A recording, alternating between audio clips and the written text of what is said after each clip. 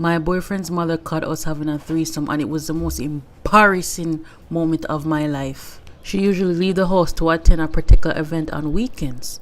So that was the time that my boyfriend would sneak me into the house for us to get busy.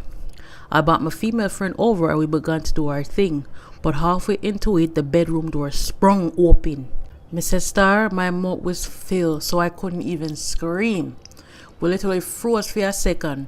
But then sprung out of the bed and me and my friend run towards the door. While my boyfriend I tried cover up with a sheet.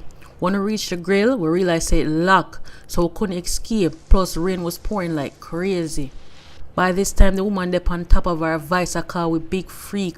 And although the rain had fallen in, but them start push out one by one, she leave us practically naked on the veranda, so everyone a see us. And then she go inside and give my boyfriend some big lick. Afterwards, she demand me give her my mother number, and she couldn't take the embarrassment me give it to her. The woman call my mother and tell her exactly what she say. Star, my mother come but she did too shame to cuss. She just take me and cut go home, and when me reach home, she give me a dose of beating.